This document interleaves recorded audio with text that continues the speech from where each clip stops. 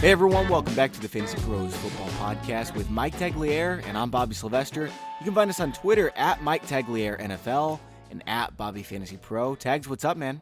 Oh, nothing much. Just another day of backstabbing in the NFL.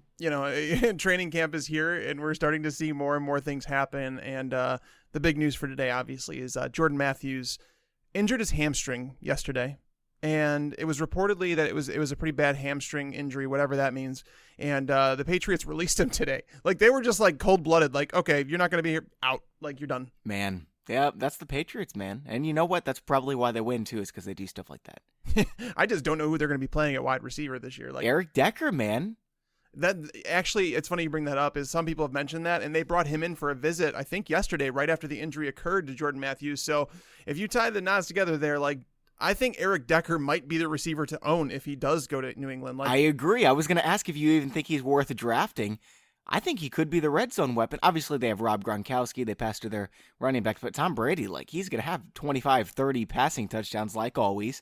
And if he does, Eric Decker, he's been a machine whenever he's healthy. I know he's a lot older, but he's definitely worth owning in my mind if he gets signed by the Patriots. Decker has not played with some the quarterbacks he's played with throughout his career outside of Peyton Manning, and like you saw what he did with Peyton Manning. There was a 4-touchdown game in there, I think. Ryan Fitzpatrick with the Jets. Marcus Mariota had his worst NFL season last year, so he wasn't very good. You go back to the Tim Tebow days. Eric Decker's played with so many bad quarterbacks. To see him go play Tom Brady, I think people would underestimate what his value would be in that offense. But here's the thing.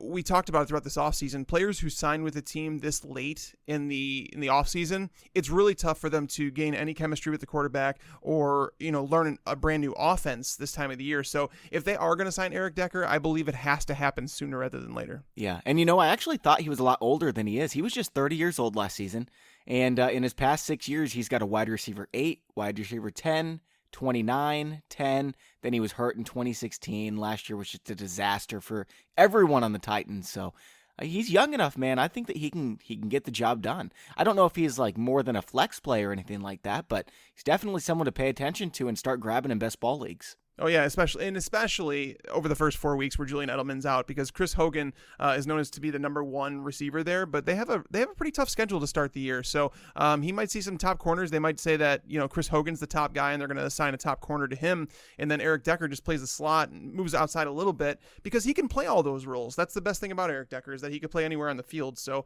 I think it would be a smart move on New England's part, because I don't think you want to rely on Kenny Britt going into the season.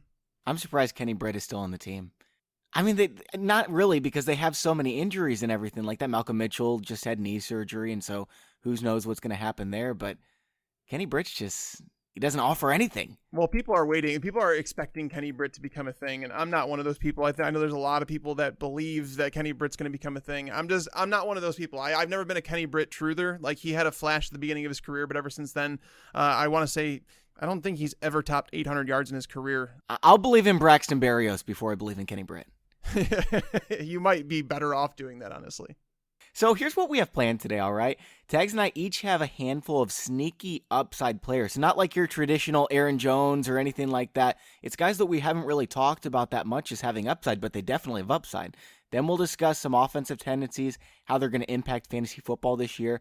Before we get into all that, though, I want to say congratulations to the winner of the signed Keenan Allen powder blue jersey from pristineauction.com. It's Christian V from Wisconsin. Congrats to Christian, and thank you sincerely to everyone else who submitted entries. Tags and I read them all. We love reading them, even if it's just, constructive criticism. We want to make the podcast better. We love hearing your feedback. Now, we've got another contest starting up, and all the old entries are still in play. If you haven't submitted an entry yet and want to get in, go to fantasypros.com/contest, and you'll have a chance to win a signed David Johnson jersey. Again, that's fantasypros.com/contest. By the way, check out pristineauction.com, which is where the jerseys came from. They've been kind enough to let us do these contests, and their site has something for everyone listening to the show, hundreds of lots to end daily, and it comes authentic from only the most trusted sources. You won't believe how cheap some of this stuff is, too. I saw a signed Warren Moon Oilers jersey for just $72, a signed Jadeveon Clowney jersey from South Carolina for just $52. There's helmets, there's something with every team. There's stuff from like pop culture and Hollywood, everything like that. You all are going to love Pristine Auction. Check out what they have for you, and please be sure to let them know Fantasy Pro sent you. That way we can keep doing these giveaways. All right, Tech. So I did want to talk about Eric Decker and Jordan Matthews, obviously, but, I know we've talked about the Seattle backfield a lot, but it just keeps coming out more and more. Apparently, Chris Carson is now the favorite to start, according to beat writers, though. I don't know if this means, like, he's playing more first-team snaps, he's going to start in the preseason, or if, like, they actually think he's the starter in the NFL. I don't know how to read into this one because there's just so much noise, and anytime we hear so much noise, it's like, I don't know, maybe he really will.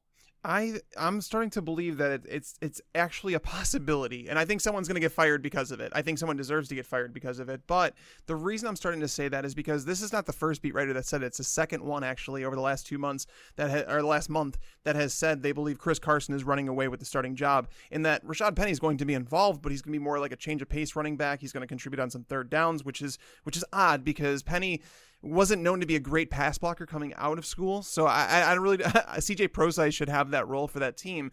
So I'm really confused at kind of what's going on, but it is the second beat writer that said that. And Pete Carroll has been raving every single time he gets a chance to talk about Chris Carson. He says that he's like everything that they want him to be.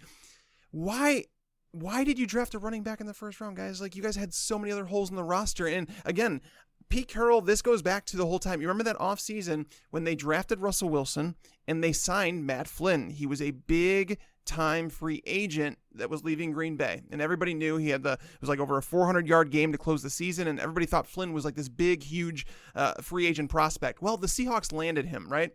And then they drafted Russell Wilson. And nobody ever gave a shot to Russell Wilson, even though in camp they were saying Russell Wilson is the best quarterback there, and nobody wanted to believe that Russell Wilson was going to start because they had paid Matt Flynn a lot of money. Well, the season came, and Pete Carroll kept telling you, we told you we're going to start the best man, and that's what he did. So did someone get fired over that? I don't know. No, because Russell Wilson might be a Hall of Famer. Well, that's the thing. But Chris Carson, you had him on the roster. Like, you were impressed with him last year when he was playing. Obviously, he got hurt end of the year. Maybe they were worried it was a Thomas Rawls situation where, once he got hurt, he came back and wasn't the same player.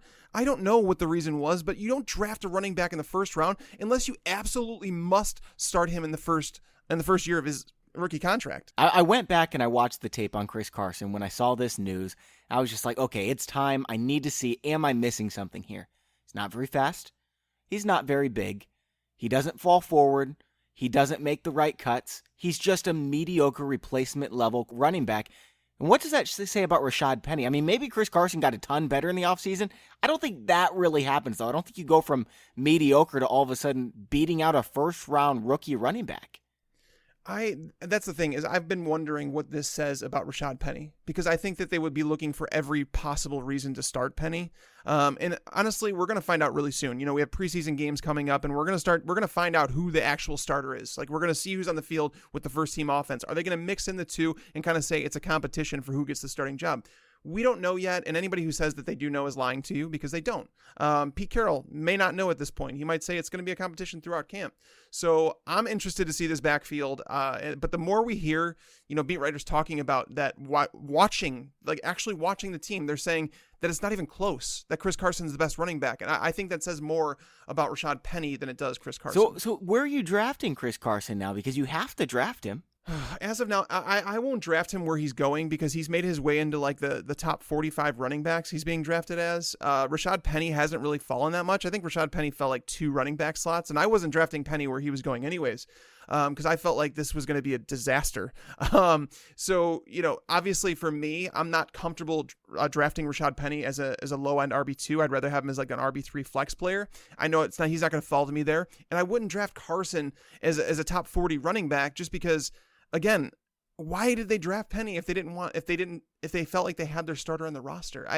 There's just so many bad things coming out. Seattle as a whole, like, that team is it's tumbling down. And there's not many good things I can say about what the team's done recently. So I don't think they have the defense that they need to run the ball a lot. Like, if you want to say that both Rashad Penny and Chris Carson are going to get carries, well, they better have 30 carries a game, basically. And Brian Schottenheimer, the new offensive coordinator there, doesn't do that. He's not creative. He's been really bad. Their defense is like literally a shell of what it used to be. Sherman's gone. Cam Chancellor's gone. Earl Thomas wants to be traded. He's not showing up. Everything is bad there, man. Everything. Yep, I agree, man. I don't know what to do here. I've got some shares of Rashad Penny in best ball, and I'm just not happy about it because it doesn't make any sense. No, it definitely Anyone who doesn't. tells you it makes sense, I don't know what they're thinking.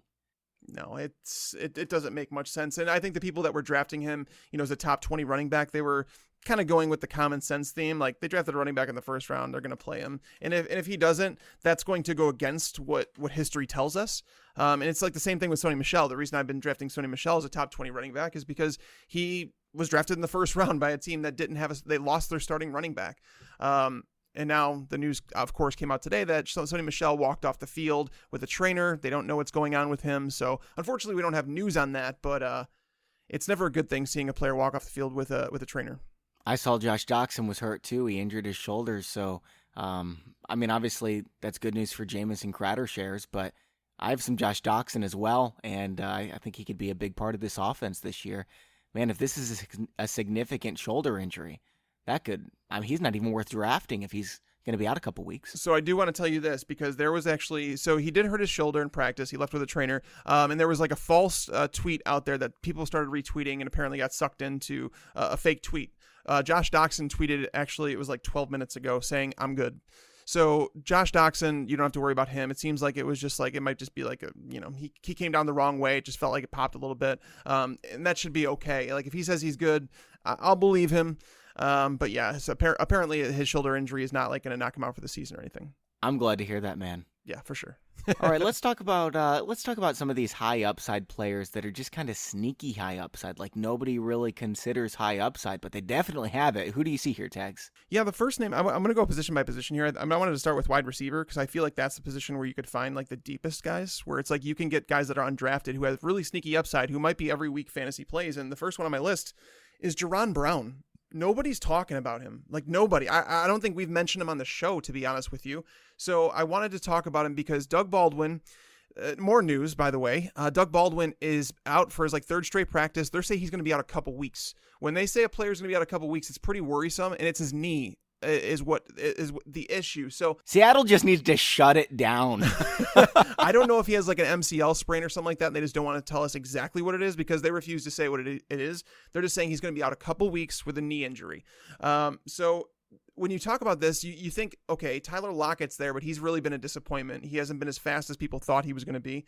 You have Amara Darboh, who they're saying is on the roster bubble that they drafted last year. They signed Jaron Brown in free agency, and if you remember, the Cardinals were really, really high on Jaron Brown. Like the last regime, or last coaching staff, Bruce Arians liked Jaron Brown, and Jaron Brown played well when he had the opportunity to. So I'm starting to think like Jermaine Kearse. Think about this. Russell Wilson made Jermaine Kearse a fantasy viable option at times. If you have Jimmy Graham who left, you have Paul Richardson who left, you have Doug Baldwin who might be hurt more than they're letting on. Jaron Brown might be like this sneaky upside play that turns into like a top 24 wide receiver. That's really interesting, man. When I was looking over these, his name, he's just the kind of name where it's like you're reading through the list and you don't even see him because it's just like, well, Jaron Brown, who cares? He's not gonna be anything. But you're exactly right, man. It makes a ton of sense. Yeah, that's why I wanted to bring his name up. Another one I have on the list is a similar player that people have kind of forgotten about. He's actually being drafted in some leagues, and that's John Ross. When he was drafted last year by the Bengals in the top 10, everybody was drafting him as like a top 50 wide receiver. He was kind of like in the Calvin Ridley territory, DJ Moore territory last year. And now he's being taken as the 90th wide receiver off the board. Like, people have forgotten about him. And reports out of Cincy is that he looks phenomenal. I've seen some training camp videos, and John Ross is doing what John Ross does. He's not just a speed guy. He can run phenomenal routes. He's been working with TJ Hushmanzada this offseason. And Hushmanzada was obviously a Pro Bowl wide receiver. So that's never a bad thing for him to learn from him and AJ Green. They're saying that a veteran from the Bengals might be cut and might be a surprise cut, like Brandon LaFell. If Brandon LaFell gets cut, John Ross, he's going to have weekly fantasy play. Like, he's going to be I'm not saying he's going to be an every week starter with AJ Green there, but he's going to have weeks where he kind of blows up. If you remember when Marvin Jones was there in Cincy, he was able to have some weeks where AJ Green might have been shadowed. Tyler Eifert, got hurt like he always is. And then Marvin Jones would have to step up. I think John Ross is someone with sneaky upside, and especially, if they were to have an injury to Tyler Eifert or AJ Green. All right, man, here's my next guy. And I think people are going to laugh when they think of this name with upside, but it's Kelvin Benjamin.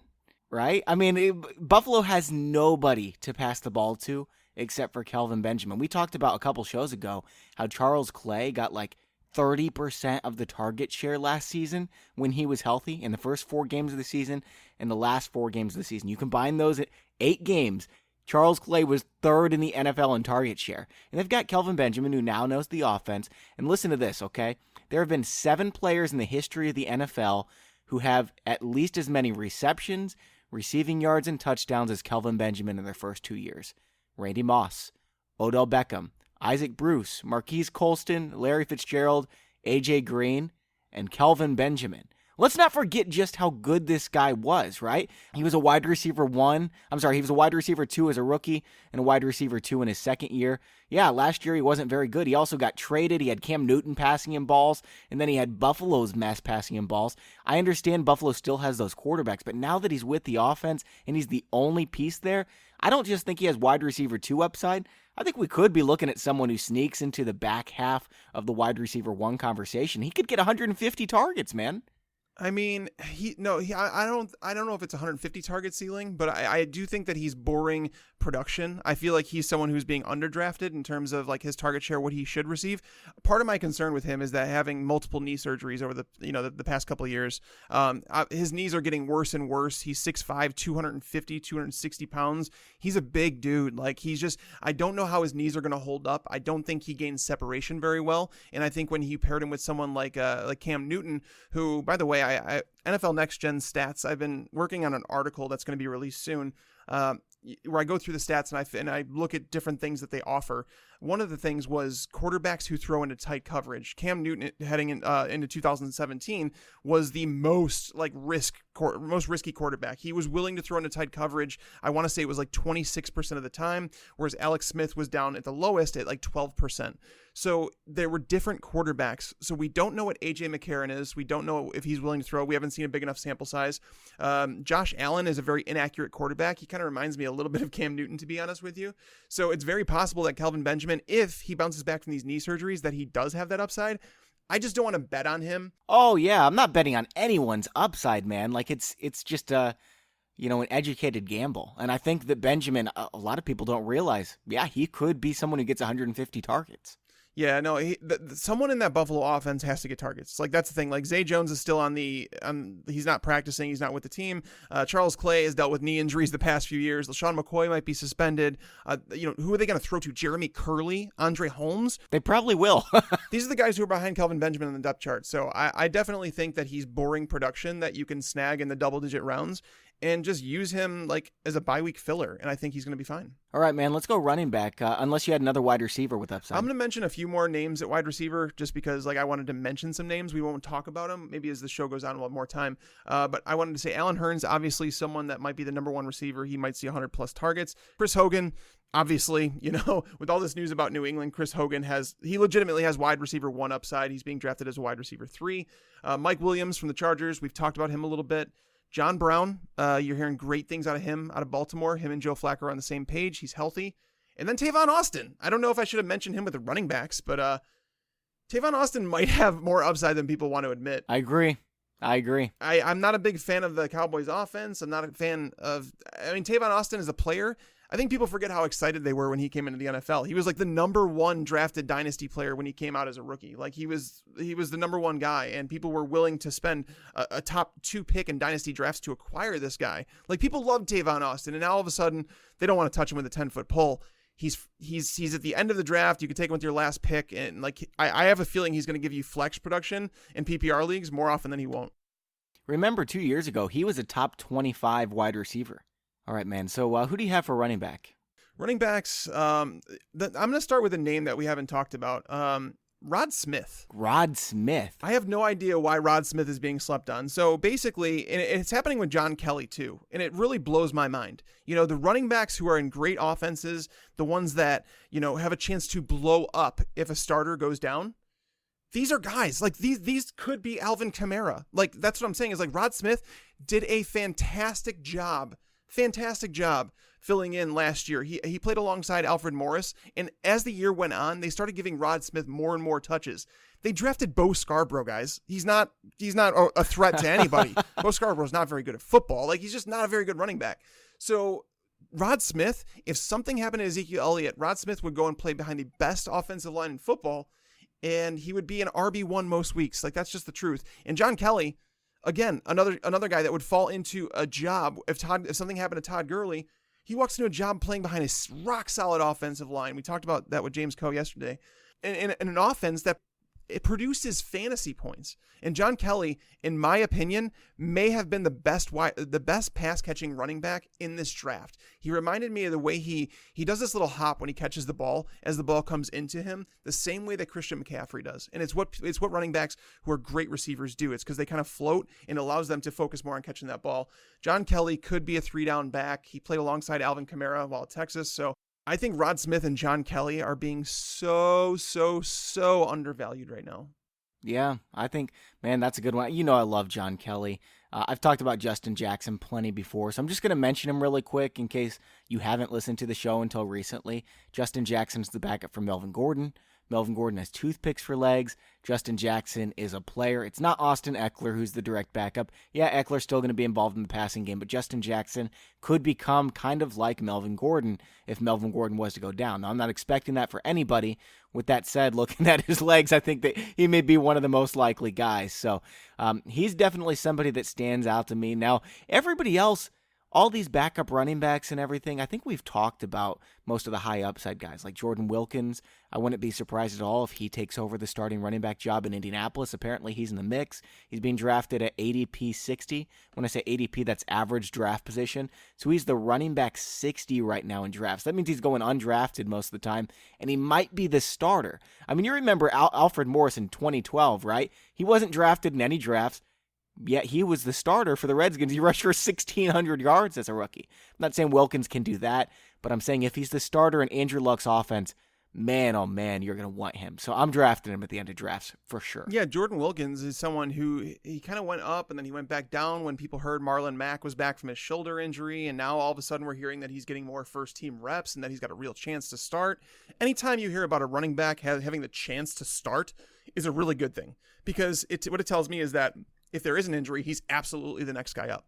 And if he does win that starting job, there's obviously some value there. My concern is that Frank Reich runs the same offense as Doug Peterson, and it's kind of like a timeshare where it's like it's really going to be hit or miss for fantasy. But that offensive line in Indy is on the turnaround. Like they completely turned it around this offseason. I expect them to be a top 12 unit, especially with the run. So I think they're building that team towards something. I like Jordan Wilkins. Justin Jackson is worrying me a little bit, just because the reports out of camp is that he might be battling for a roster spot, that maybe he's not the player that they thought he was. Now, again, this is just beat reporters. We heard Carlos Hyde was going to be cut from San Francisco. So you don't want to believe, just because one beat reporter says something doesn't mean another one will. And it doesn't mean that you should believe everything you hear, because a lot of times it's these guys that are like us. All they get to hear is what the coaches talk about. They get to go and watch training camp, and that's what it is. They might be more informed just because they're around the team a lot, but it doesn't mean that they're a good talent evaluator. That's true. That's definitely true. One other player I want to talk about, another running back, and he's the starter right now, and so people are drafting him. ADP, again, average draft position, running back 38 for Jamaal Williams. And I know Aaron Jones has a lot of upside, but you know what? Jamaal Williams really does too. He's playing an Aaron Rodgers offense. He's starting the first 2 weeks. They're not getting Aaron Jones on the first team at all, and it's not because he's, I don't think it's because Jamaal Williams is starting the first 2 weeks. I think it's because they view Jamaal Williams as their starter going forward. If he starts all 16 games and Aaron Jones is just kind of nowhere to be found, I mean, Jamaal Williams in this offense, think about what Eddie Lacy did, and he was not a very good running back. Jamaal Williams could be an RB1 and nobody's talking about it. Well, for sure. I think that both Jamaal Williams and Aaron Jones carry that RB1 upside. People are looking past Ty Montgomery, I think, because I think the Packers have to realize he wasn't built to handle the workload that they were talking about with him. Like, he's obviously a wide receiver who can do some things as a running back. That's how I view Ty Montgomery. I don't view him as a running back first, wide receiver second. I think it's the other way around. So The fact that he's going to be involved worries me because I think this could develop into like a three-headed monster where it's like you just don't know who it's going to be from week to week unless someone stands out. I don't know if Jamaal Williams has elite traits where he would stand out head and shoulders above everybody else. Some people love Aaron Jones as like a metrics guy. I don't know. I'm not going to sit here and say that either one, because there were times where Jamaal Williams looked like he could be a workhorse last year on a bad offense. And then there were times where Aaron Jones looked like he was like the big play guy. He was able to break more big plays than Jamaal Williams, but he may not have been the better workhorse. So I actually agree with this one. I just think that I'm going to take whatever one's cheaper. So if I get Aaron Jones cheaper as the 40th running back off the board, I'll do that and I'll stash him on my bench. I'm fine with them both, man. I mean, we don't have to pick sides here. We can say both these guys could be really good, and maybe one of them will be. For sure. It's very possible. And that's the thing is like these high scoring offenses, that's why Alvin Kamara, I guess, should have been expected a little bit. Not should be expected because he was like the third running back on the depth chart, but the fact that he had a chance to do it, knowing that his offense was a high scoring one, that's the ones you want to look for. And that's why Aaron Jones and Jamaal Williams give me so much hope because we know that's going to be a top 5 scoring offense. Tags, I did so many of these best ball leagues last year and did incredibly well in them. And the main reason why is because I listened to you about Alvin Kamara. I don't know if you took your own advice, but I had Alvin Kamara in like 40% of my rosters. I had Kareem Hunt on like 80%. I'm not talking about just like, after the injury. I had him after the injury too because of where he was going. It wasn't high enough. But before the injury, I had Kareem Hunt everywhere. When you're talking about these guys like John Kelly, they're the Kareem Hunts. They're the Alvin Kamaras. Get them in best ball leagues. And if you've got enough roster spots, get them in your regular leagues because somebody's going to get hurt in the preseason. And if you've got their backup and they're behind a great offensive line with a great scoring offense, they're going to go nuts. And you're going to win your league because you got this guy for free. Yeah, for sure. And I appreciate you saying that about Kamara. A lot of people, I didn't own Kamara in a lot of season-long leagues last year, unfortunately. I did love the player, and when we did it, like our dynasty shows and stuff like that, and I did my rookie profile before Alvin Kamara broke out, obviously. This was before he was drafted. I loved Kamara, and I said that he reminded me a lot of Jamaal Charles. So to see him succeed was obviously awesome. I'm happy to hear your best ball teams did well because of it. But that's the thing is just like falling into the right or wrong offense can really derail a player's career. And I think that Tavon Austin may have been a different player if he played with Sean Payton. You know what I mean? So I don't want to sit here and say that, nobody else would succeed in the role that Alvin Kamara had, but to see a phenomenal player fall into a phenomenal system, you saw the results. Definitely. All right, man, we're going to get into tight ends with some upside here in just a second. But first, I want to mention the other sponsor of today's show, Leesa Mattresses. And, I did my combine. I'm not going to tell you my scores. You're going to have to wait and see the video. I did my combine. I was super sore, slept in my Leesa mattress, and slept like a baby, man. I woke up the next day. I felt so good. Usually you're really sore for like a week after you do that stuff when you start getting old like me and you, Tags. But I slept in my Leesa mattress, and dude, that thing is just amazing. Guys, a quality night's sleep helps you recover from distractions faster, prevents burnouts, make better decisions, improve your memory, and overall just make fewer mistakes. It's not marketing, it's just science. To design a better mattress, Leesa leveraged 30 plus years of experience and hundreds of hours of testing to develop the perfect mattress for all body shapes and sleeping styles. Leesa's mission is to provide a better night's sleep for everybody. Through their 110 program, they donate one mattress for every 10 they sell. That's more than 26,000 mattresses and counting. Leesa strives to make the world a better place than they found it, but that doesn't stop with mattress donations. In fact, together with the Arbor Day Foundation, Leesa plants one tree for every mattress they sell. They're committed to planting 1 million trees by 2025. Don't miss these summer savings. Get $160 off a Leesa mattress at leesa.com/fantasypros. That's LEESA.com/fantasypros. And Bobby, I wanted to chime in on this too, by the way, guys. And Bobby's not making this stuff up. I had back surgery back years ago, and I had always had back problems. And when Leesa Mattresses became a sponsor and we got a mattress from them, I was worried because I was told after my back surgery to have like a stiff mattress. So I did, and I woke up stiff every morning. When I switched to the Leesa mattress, I had concerns because it was a little softer than my past one. I actually wake up, my back feels not stiff at all. So it's got the right amount of firmness. Like, seriously, check it out. I wouldn't just say this to you guys. Like, check them out. I mean, I wouldn't be raving about them and like adding my own For sure. notes to the read that they gave if I didn't really believe it. Like, this mattress is so good, man. All right, so tight end, I'm actually going to start us here. I was going to let you start. Everyone's talking about guys with upside. Jordan Reed obviously has upside. George Kittle, Duh, he has upside. OJ Howard, yeah. I think Eric Ebron has upside. Some people are saying Austin Seferian-Jenkins. I don't really buy that one. You've said, I think you're probably going to say Vance McDonald. We'll talk about that. Maybe Mike Gesicki. But my guy is Trey Burton. Like, Trey Burton, yeah, we love him. We think that he's probably pretty safe. He's the last, of the tight ends that you probably want. Some people have him tight end 10. Some have him all the way up at tight end 7 like me.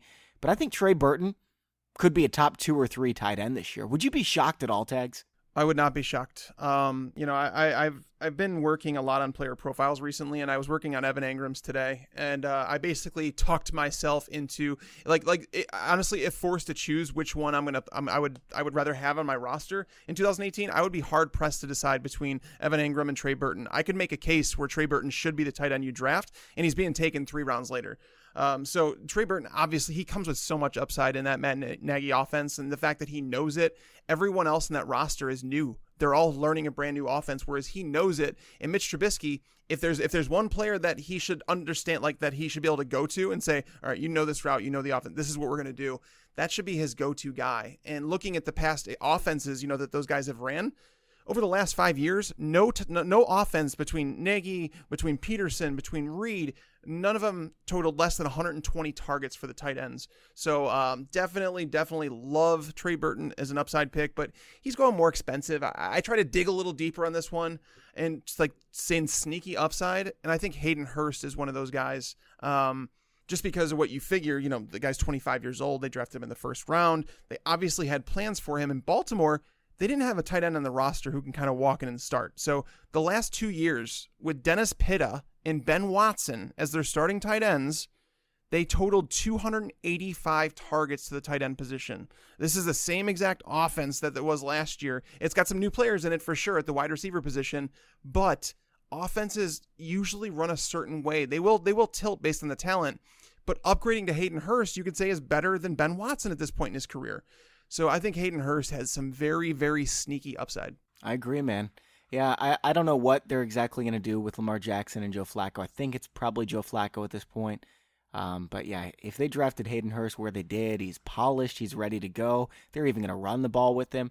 I think he's got plenty of upside. I could see him finishing in the top 12. Yeah, for sure. And you mentioned Trey Burton. I think Adam Shaheen should be mentioned in that as well. And the fact that I think some people overlook handcuffed tight ends, and it's not, you shouldn't handcuff them, but I'm saying the guy who's behind the guy who's producing because he's getting targets. So Trey Burton, if something happened to him, Adam Shaheen is a red zone monster. Like, he started showing that last year, and training camp, you'll see these GIFs out there of Adam Shaheen looking like Gronk. Like, he's going over cornerbacks and just snagging the ball. There was one in double coverage I saw where he's a big man. He's not the route runner that Gronk is. I'm not saying that at all, guys. Don't take this out of context. I'm just saying that he would have fantasy relevance. It was a major upside if something were to happen to Trey Burton. So I wanted to definitely mention him. Even so, man, I think Trey Burton and Adam Shaheen can both be on the field and make an impact. I'm not saying that Shaheen's going to be top 12 unless Burton gets hurt, but I am saying this guy could be a star in the league if chips were to fall the right way for him. Yeah, no, for sure. And I think that the Bears were planning on that, but the Bears, under Nagy, they're going to run a lot of 2 tight end sets where he's the inline guy, and then they're going to have Trey Burton operating as essentially a wide receiver. So he is going to get some touchdowns in there, but it's going to be really unpredictable, kind of like Trey Burton was while with the Eagles, But if for whatever reason Burton does miss a game or two, that's when Shaheen would probably step up and be asked to do a little bit more. So yeah, definitely like him. All right, man. Let's go quarterback here. Who do you have for us? All right, at quarterback, I have 2 guys, and they're 2 oldies because I'm not going to talk about the guys we've been talking about all offseason. We've talked about Trubisky. We've talked about Patrick Mahomes. These guys obviously have top 12 upside. Alex Smith belongs in that conversation, but these 2 actually I think they have top 12 upside, and I honestly would not be shocked if they finish there. And this is I'm not just saying this for a reaction, but Eli Manning and Andy Dalton, they actually could finish as top 12 quarterbacks this year, because when you look at Eli Manning and the pass catchers he has at his disposal now, and Odell Beckham coming back healthy, you have Sterling Shepard, who proved to be a go-to guy last year. You have Saquon Barkley coming to the offense. You have Evan Engram, who was a rookie last year and stepped up in a big way. You have Pat Shurmur coming to be your offensive coordinator, who made something, out of Case Keenum last year when he was left for dead in the NFL. I think Eli Manning comes back to fantasy relevance. I think people are going to use him as a streamer. I think he could finish as a top 12 quarterback. And then going to Andy Dalton, talking about those same weapons. You have John Ross to get on the field. You have A.J. Green healthy. Tyler Eifert is healthy for the time being. And then you have Joe Mixon and Gio Bernard out of the backfield. So he has pass catchers galore. It's the second year in the offense because the Bengals, part of the reason they struggled last year, we talk about it a lot, right? About these players going to new teams and having to learn a new offense. Well, the Bengals had to do it on the fly last year. The offensive coordinator was changed. I think it was after week 2 or week 3. So as the year went on, you started seeing them get a little bit better in the system. But now that they've had a complete offseason, I expect this offense to do a lot of different things in 2018. So I think Eli Manning and Andy Dalton have very, very sneaky upside. I'm buying Eli Manning. Andy Dalton, I mean, I guess we've seen him do it before, and John Ross is there. Joe Mixon can catch the ball to the backfield with the best of them, right? And so I guess I could see that one too. I mean, this is why nobody thinks it, is because drafting Andy Dalton, even in 2 quarterback leagues, is not sexy at all. It's like, oh man, I had to draft Andy Dalton. He'll be all right. But you're right, he does have upside, man. We've seen him do it before. Yeah, I like Andy Dalton in 2 quarterback leagues. He's got safety. There's no way that he's losing that job. He's pretty durable in terms of how often he plays 16 games. He's got good pass catchers. The offensive line was improved this offseason. So, yeah, there's a lot of things to like about him. And again, we've seen it before where he's finished, I think, as the QB4. Granted, that was a different offense and, a different time. But if John Ross, again, if he steps up and is the player that they thought he was by drafting him in the top 10, in Joe Mixon, again, Joe Mixon, people talk about this and like how Gio Bernard's going to be the 3rd down back.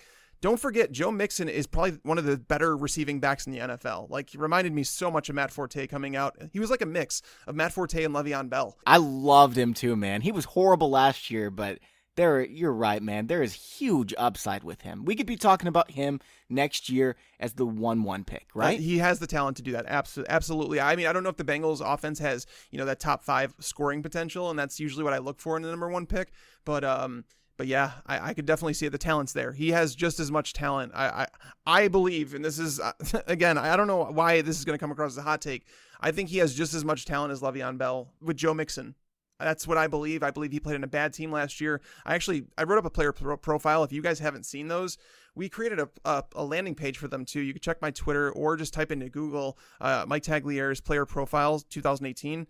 And that's where all my player profiles are going. And Joe Mixon, I made a very, very compelling case that he should be drafted as a low-end RB1, but he's got upside to finish top 5. Like, he's that good at football. Of people with a chance to finish top 5, you would probably put, obviously, the top 5 guys in there.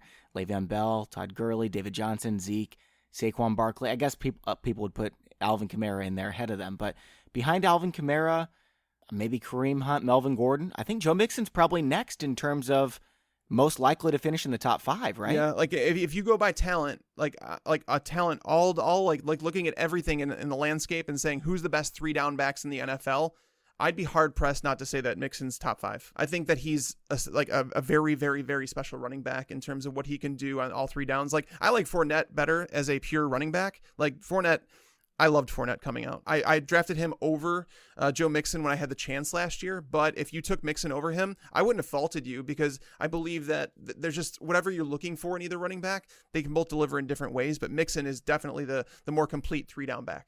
Yeah, I agree with that, man. And if he was on the Cowboys, I'd be taking him in the top 10 picks. No doubt about it, but he's on the Bengals. So, Andy looked bad last year. So we'll see what happens with Joe Mixon. I'm coming around on him a little bit. Now, my quarterback, oh, man. Kind of like Eli Manning and Andy Dalton, I feel bad about saying this, but it's true. What are you going to say? Are you going to say Sam Bradford? Oh, no, Sam Bradford doesn't have that kind of upside. I mean, he's really good for the Cardinals. I think he's fine for a 2 QB league being your 3rd quarterback. Like if you're drafting Jameis Winston for, he comes back after 3 weeks, you've got Sam Bradford at least the first 3 weeks, and he could be solid. I like Sam Bradford like that. But the upside, no. Here's the guy with upside, okay? And I'm going to start it with a trivia question. Who has the most games over the past 3 years of passing yards over 300 and passing touchdowns 2 or more? Is it Aaron Rodgers, Matt Ryan, Russell Wilson, Andrew Luck, or Blake Bortles? You're going to tell me it's Blake Bortles, aren't you? Of those 5, it is Blake Bortles. Can you believe that, man? No, I definitely cannot, and it kind of blows my mind. That is just nuts. Andy runs the ball, man.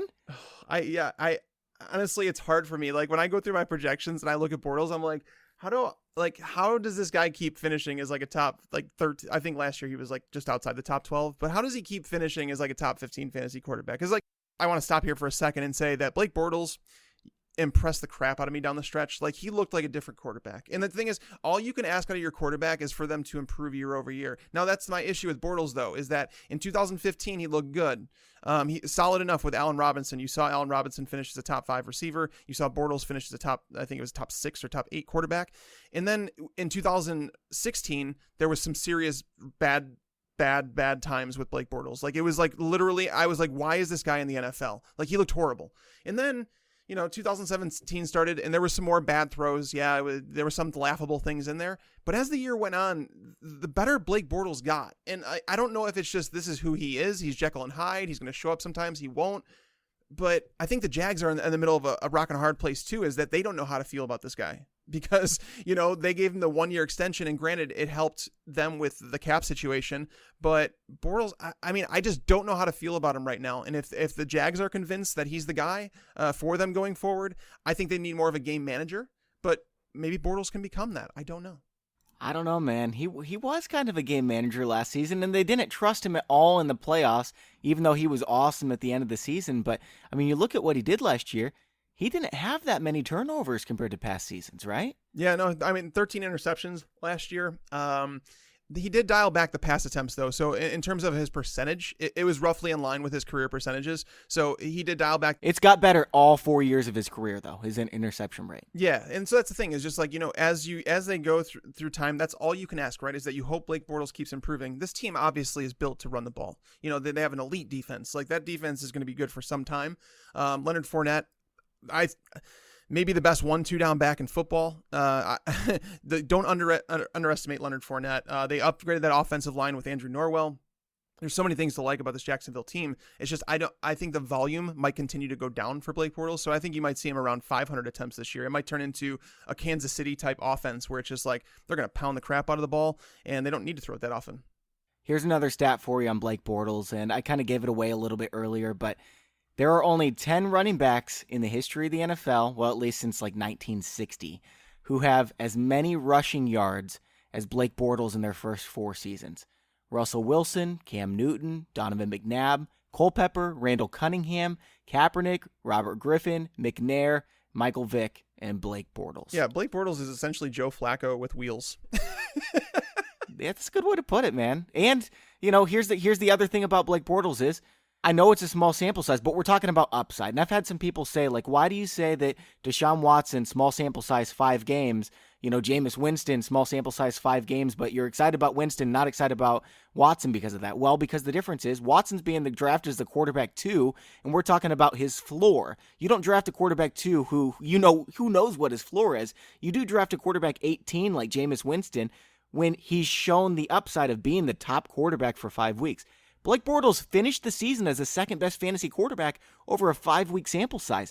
There is some upside here. Well, as I said, it's like every year you look at it and you're like, how did Blake Bortles finish as high as he did? Because we know he's not a great quarterback. But fantasy's a different game. And granted, most of the time talent transcends and it kind of goes through to fantasy. I'm not talking about IDP because that's a completely different animal. So that's the reason I don't like IDP. So there's a lot of people that listen to the podcast that will mention to me, Mike, are you guys going to cover IDP or defensive players? My issue with IDP is that talent doesn't equal fantasy points. Like it's a very happenstance. Like it just happens to be like the worst cornerbacks in the game might be the best IDP plays a certain week because they're going to be targeted a lot. And it's just like, it's a different game. So that's why we don't talk about IDP too much. I just wanted to mention that because there's some people who do ask me about it. By the way, I don't mean to keep giving Bortles facts here, but it's so interesting. Like, one last one, okay? You follow that account, don't you? The Bortles facts account? It is so good. If you don't follow Bortles facts on Twitter, I don't know the exact handle. It is awesome. You got to do it. I mentioned those 10 quarterbacks. All of them were like stars, except for Bortles. Of all of them in those 4 years, Bortles has the most passing yards, guys. It is at Bortles Facts, by the way, just so you guys can follow that account because it is fantastic. What if you found out that was me behind the account? It's not. Here's the last tweet, just to give you guys an idea. In 2017, Blake Bortles had more rushing yards than Michael Vick, Randall Cunningham, Bobby Douglas, Emmitt Smith, Barry Sanders, and Bo Jackson combined. I love those things, man. Every time I see one, it makes me laugh out loud. Every single time. Tags, let's move on over. We'll talk about offensive tendencies here. Then I'll close us out with a stat of the day that I was just shocked when I saw it. Yeah, no, I look forward to that, man. I always look forward to when people come up with stats that I haven't heard, because like our research, it'll bring me in so many different ways. And when I hear a stat that I don't know, it excites me. So as for the offensive tendencies, I wish that we could have had like so much more time, because I could talk about this stuff all day. But you know, I wanted to talk about some things that I've noticed while going through some of the projections and some of the new coaching staffs in town.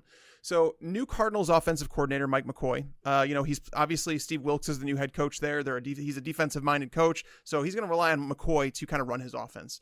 McCoy has never had an offense finish higher than number 12 in rushing touchdowns. And mind you, he has been a coordinator of 9 different teams. So never coached an offense that has finished higher than number 12 in rushing touchdowns. He's had just one finish top 10 in rushing yards, though 4 of them have been top 10 in rushing attempts.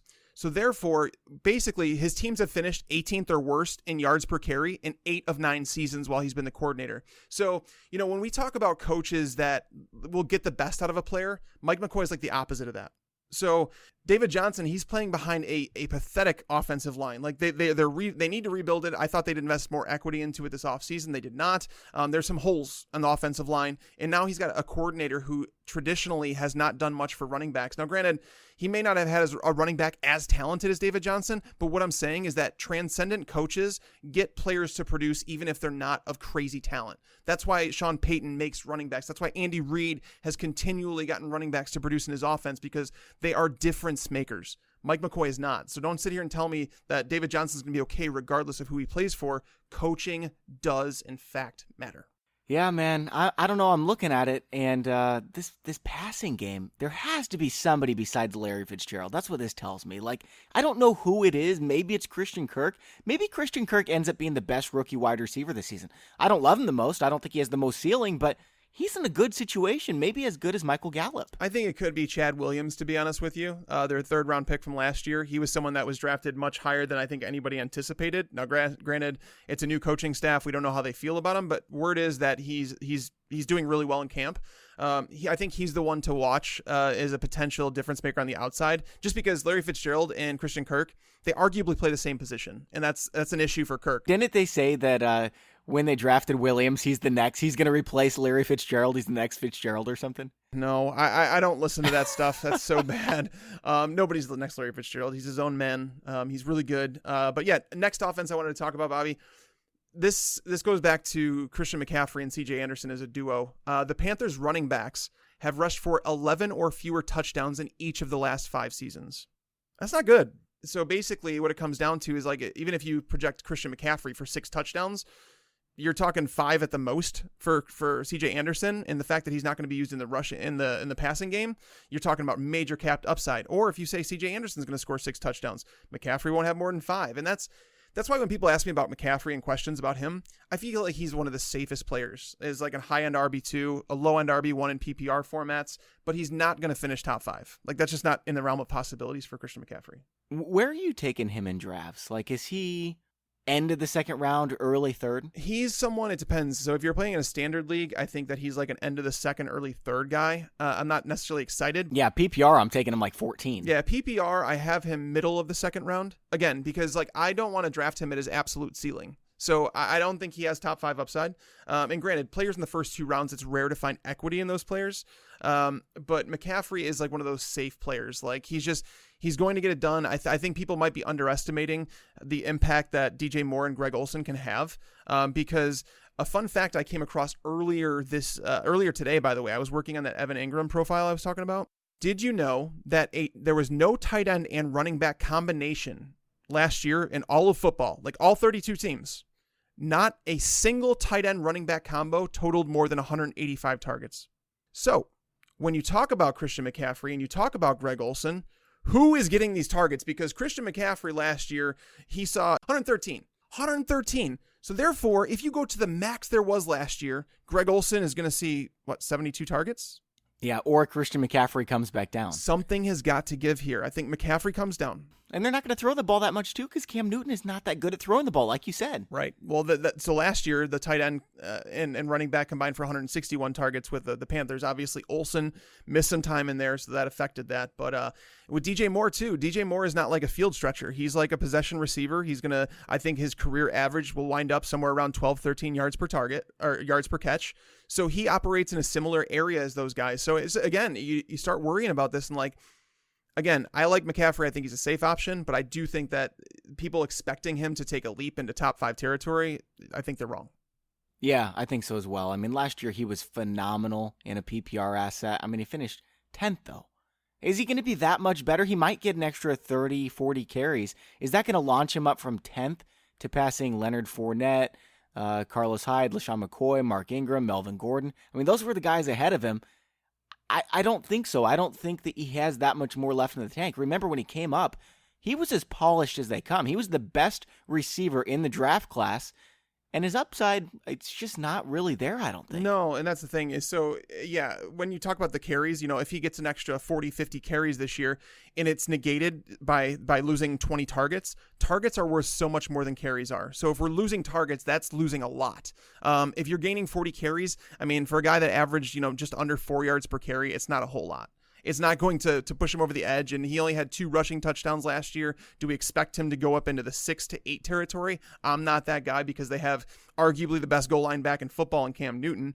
So C.J. Anderson's probably better in that short yardage area anyways. So it's just, man, McCaffrey, that's why I'm concerned about him and C.J. Anderson spending, capital on someone like C.J. Anderson, knowing that they're lacking rushing touchdowns there.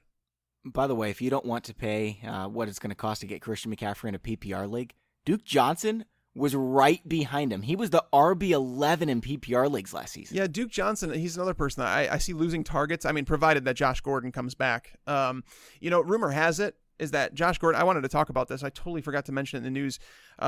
It's a rumor, so I don't know if there's any truth to it, but there's a rumor that Josh Gordon left the team because he didn't want to be a part of the Hard Knocks thing. That it was like the cameras following him around, that it just became more of that rock star mentality, and that he just didn't want it to affect where he was, like in his mind state. So there's been some rumors that he's been practicing with some local teams out there. I don't know. But if that's the case, I respect Josh Gordon if that's what's happening. And that's what I'm hearing. So I'm hoping that's the case, because I really hope he's a guy I was rooting for to get his life back on track. So Duke Johnson, I worry about him losing targets. Obviously, they added Jarvis Landry, who's really good there. Antonio Callaway, they added him. Corey Coleman's healthy. They drafted Nick Chubb. They have Carlos Hyde, who caught more passes than he rightfully should have last year. I just see regression there with Duke Johnson, but he's kind of like a Christian McCaffrey light. Yeah, and they're not going to throw the ball more than they did last year. What did they throw the ball 600 times last year? So, yeah, I agree. And I love Antonio Callaway. We haven't mentioned him at all. In a dynasty league, if you haven't already done your draft, or if you can pull off a trade for Callaway, because he's going to be buried on the depth chart. But this guy has a lot of talent, and if he can stay clean and stay out of trouble off the field, I think he's got a good career ahead of him. But yeah, he's blocked right now by Landry, Gordon, Corey Coleman, David Njoku, Duke Johnson. I can't believe how many passing weapons the Browns have. Tags. Yeah, no, by the way, and like whenever I'm trading for a Browns player in Dynasty, don't trade for them for this year. You're not doing that. You're trading for them because Baker Mayfield's going to be their quarterback for the foreseeable future, and that's a good thing. They're going to win a Super Bowl someday. They really are with Baker Mayfield. I keep telling people, like, I'm not the type to do it. I'm a Bears fan. I'm going to be a Bears fan until I die. That's just the way the things are. You are where you're from, and that's the way I will yell at the Bears, and I will say that they're making idiotic moves. I'm not that fan. But if you want to get on a team's bandwagon before it's the cool thing, the Browns are going to be a really, really good football team as soon as Hugh Jackson's fired. And I hate to call for people's jobs like that, but he's not a good head coach, and he shouldn't be one of the 32 coaches in the NFL. All right, man. You got one more team to talk about? Oh, I do. Here, I'm gonna throw out 2 more stats real quick. We don't have to talk about both of them, but so Sean Payton's offense has been top 5 in pass attempts in 9 of 11 years while in New Orleans. His teams have been top 10 in rush attempts just once. So don't go and think that last year was like a normal thing. It was an outlier, and I think it had to do with the efficiency of the run game. Expect Sean Payton and Drew Brees to start dialing up some pass attempts again. They added some options there. And then my other one that I had was that John Gruden's offenses finished top 12 in pass attempts in 5 of 8 seasons before he stopped. Top 12 in pass attempts, okay? In 5 of 8 years. None of his last 8 teams finished top 10 in rushing attempts. So no matter what John Gruden is telling you, that we want to run the ball, we want to do this, like seriously, looking at him, looking at the new offensive coordinator, Greg Olson, that he hired there, they are not run-first coaches. I think this is all a smokescreen. I think John Gruden is playing into all this stuff. I don't think he actually believes it. I don't think he wants to turn back the clocks to 1999, because if you go and read in between the tea leaves, he talks about Amari Cooper a lot and using him like they used Sterling Sharp when he was in Green Bay. So I think this is going to be a more pass-heavy offense than you've seen, or than people are expecting, I should say. I want to go back to the Saints really quick. I'm almost wondering if maybe the reason they didn't throw the ball as much is because Teron Armstead has been hurt. And he's healthy now. If Teron Armstead is out there on the offensive line for the Saints, I wonder if Drew Brees just lets it loose this year. Has an MVP season. He started the year hurt last year. He got hurt. I can't remember who was the preseason that he got hurt. It was training camp. But he got healthy towards the end of the year. The offensive line in New Orleans is now one of the best in the NFL. They added some depth through this offseason. So is the defense, man. These Saints could win the Super Bowl. That's the only thing that could potentially hold Breeze back from like throwing a whole bunch of passes. Just because like if that defense is legit, I think that they played a little over their head last year. I still think there's some holes in that team. Like Davenport, adding him, it made sense. They tried to add a little bit more. I think who was it? Demario Davis, I think it was. They signed him so that like they've been trying to add to that defense, and that's what they focused on. They added Traquan Smith in the draft. They added Marcus Davenport, a defensive end. The guy's a monster. If this defense is really good, it could hold back the pass attempts, kind of like, Jacksonville's so good. But I don't see them being an elite defense in terms of like their shutdown, their Jacksonville. Like I don't think they're that team. So I still expect the Saints to take a step forward in pass attempts this year, though. Jacksonville led they had the amazing defense, but they were also second in the AFC in scoring. So I don't really know if that really changes things too much. Yeah, no, their run game was really good. And that's the thing is like people just forget how good Leonard Fournette was before the whole ankle thing. And TJ Yeldon, by the way, I didn't mention him during the sneaky upside. TJ Yeldon is absolutely in that conversation. It also helps that they scored like 8 defensive touchdowns. Is that what it was? 8? And they had like 4 called back. Man, this DST was so good last year. They were. It was. That's why people want to pay for it, and people do this every year with defenses, guys. Just don't fall into that trap. I'm okay with them in like the 14th round, but don't be the guy that reaches for them. Don't reach for them in the 10th round. Someone's drafted them in the 9th round. Just when that happens, please laugh. Feel free to laugh at your league mate who does. Yeah, and then take Anthony Miller with the next pick. In the 10th round? Well, I mean, you're drafting Anthony Miller in the 10th round? You might get there, man. I'm telling you, this kid's for real. Like, you're going to see, like, so the Bears, I don't know if they're going to play him in the game tomorrow night, but I'm looking forward to seeing some preseason football, making some, judgments. But again, I saw Anthony Miller up close. He's going to move up ADP as soon as people see him on the field. Yeah. All right, man. Well, we'll see what happens there. I've got a stat of the day to close us off, and this one kind of blew my mind. You were in the neighborhood. I thought you were actually going to say it, which would have been like, well, what do I do now? I have to come up with another stat of the day. Tags, did you know Mark Ingram had 71 targets last season? 71 targets. I didn't realize it was that high because Alvin Kamara got over 100, right? Alvin Kamara had 101, and Mark Ingram had 71 targets. This guy is a steal. We know he's awesome on the ground. Like, he's run the ball over 1,000 yards 2 straight seasons. When he comes back, yeah, he's going to continue to get work on the ground. They're not going to run the ball with Kamara more than a dozen times in a game. They didn't last season. So Ingram's the guy, right? But he's also really involved in the passing attack. Like, 71 targets is a ton for a running back. And so let me say that being a Saints running back gives you an added benefit of having Drew Brees. And I say this because the NFL average, and it's funny, I didn't know this stat until, I didn't know that you had this stat here until we obviously got here, but I have all these, dude, I'm not kidding. My computer, I have like 12 spreadsheets pulled up at a time because I'm just like, literally I have something for everything because I want to be prepared for stuff like that. So Drew Brees, the reason that New Orleans running backs who get targeted, like they don't even need to be targeted as many as other running backs. The NFL average for completion percentage to running backs is 74%. Okay, here's Drew Brees' completion percentage to his running backs over the last 5 years. 87.7%, 91%, 86.2%, 86.4%, 80.3%. Basically, you're catching 8 or 9 out of 10 targets that he throws you. Whereas most quarterbacks, it's just 7. It's just Drew Brees is kind of unreal when it comes to his accuracy in the short game, and that's why he set the record last year for completion percentage, because he's smart. He knows when to dump off. He knows who's open. He knows who can catch the ball, and that's why Alvin Kamara. It's a hard time for me seeing major regression. Like touchdown regression will be there for sure, but on a per play yardage standpoint, I think he's going to be elite. Yeah. Mark Ingram, by the way, had more targets last year than Sammy Watkins. He had more targets last year than Corey Davis, Kareem Hunt, Hunter Henry. That's a lot of targets for a running back. Absolutely, yeah. He caught 58 of them, so he caught 81.7% of his targets. So, it's he caught almost as many balls as actually LaShawn McCoy. It's just Ingram didn't actually score any touchdowns on those, which is quite rare. Yep, he definitely will. All right, man, that's all for today's show, Tags. It was a lot of fun. It was, man. I'm just psyched that we're getting some new information out here. We're starting to see some training camps. We're hearing about people getting cut, maybe Eric Decker being signed. There's some good things coming up, so you guys don't want to miss an episode. Tags, I just saw we're in the top 10 now for sports podcasts. Thank you so much to all you guys listening. And what really helps us move up those lists is when you subscribe on iTunes. The downloads, they don't really help with the ranking. So if you guys haven't already, please just subscribe on iTunes.